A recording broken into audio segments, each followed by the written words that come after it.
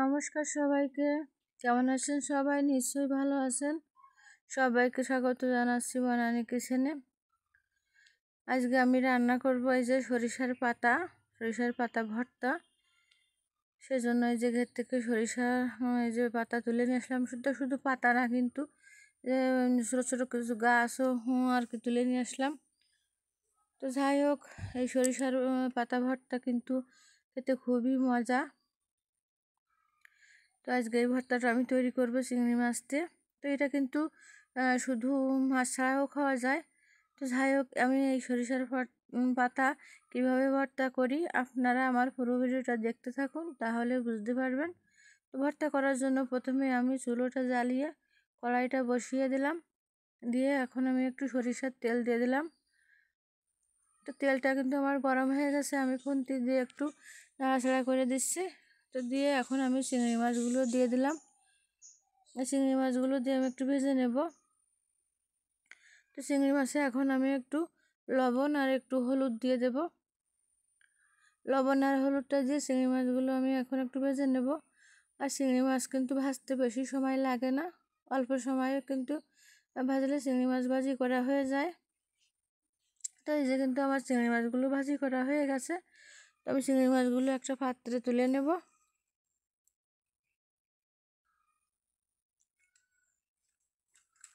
তো চিংড়ি মাছগুলো কিন্তু আমার তোলা হয়ে গেল। এই যে এখন আমি যে বাকি তেলটা আছে ওই তেলের ভিতরে দিয়ে দেব কিছু পেঁয়াজ কুচি। আসলে এই ভর্তাটা কিন্তু পেঁয়াজ কুচি ছাড়াও আর কি খাওয়া যায়। তো আমি দিয়ে দিলাম একটু পেঁয়াজ। আমার কাছে একটু পেঁয়াজ কুচি দিলে আর কি একটু বেশি ভালো লাগে। তো যাই হোক, আপনারা পেঁয়াজ না দিতে চাইলে না দেবেন। তো যাই হোক, আমি এখন সরিষার যে পাতাগুলো দিয়ে দিলাম। পেঁয়াজ আর এই সরিষার পাতা একসঙ্গে আমি একটু নরম করে নেব। সেজন্য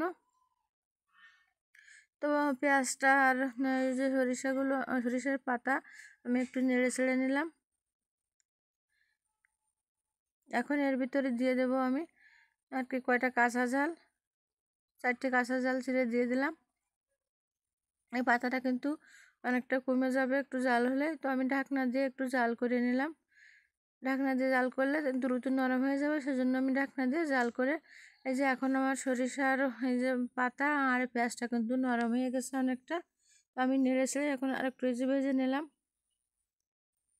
তো এই যে পেঁয়াজগুলো কিন্তু অনেকটা এই যে লালচে লালচে হয়ে গেছে দেখা যাচ্ছে, তার মানে কিন্তু পেঁয়াজ পাতা সবটাই আর কি নরম হয়ে গেছে।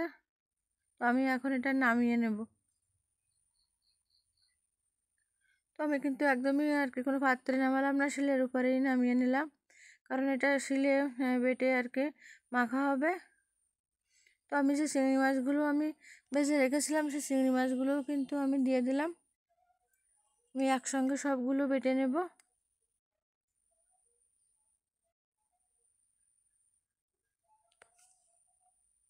তো এইভাবে কিন্তু শিলে বেটে এই ভর্তাটা না খুবই মজার লাগে, কিন্তু আপনারা কিন্তু বাড়িতে তৈরি করে খেয়ে দেখতে পারেন।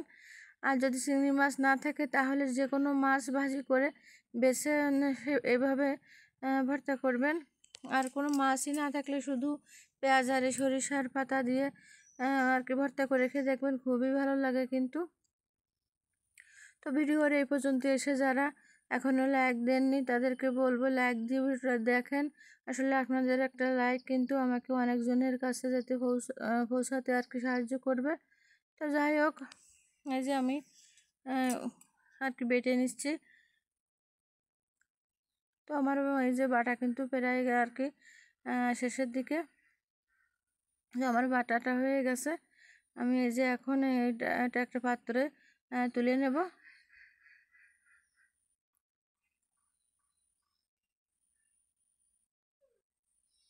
তো আমি এই যে বাটা সব কিছু বাটা আর কি সরিষার পাতা পেঁয়াজ চিংড়ি মাছ একসঙ্গে বেটে আমি এই যে পাত্রে তুলে নিলাম। তো এটা এখন আমি মেখে নেব। আমি কিন্তু আগে আর কি কোনো লবণ ব্যবহার করিনি, তো এখন আমি একটু লবণ দিয়ে দিলাম। আর দিয়ে দেবো সরিষার তেল। ভর্তায় তো আসলে সরিষার তেলটাই আর কি খাটে, তো সেই জন্য সরিষার তেলটাই দিতে হবে।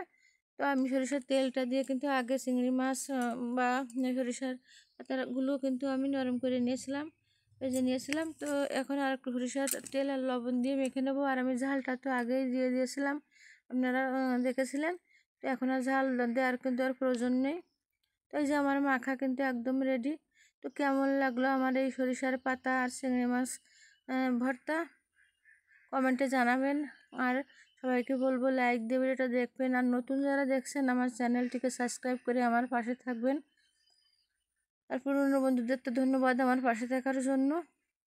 তো এরকম নতুন নতুন ভিডিও পেতে পাশে থাকা বেল আইকনটি বাজিয়ে দেবেন। আজকের ভিডিও এই পর্যন্ত। ধন্যবাদ সবাইকে। দেখা হবে পরবর্তী নতুন কোনো ভিডিও।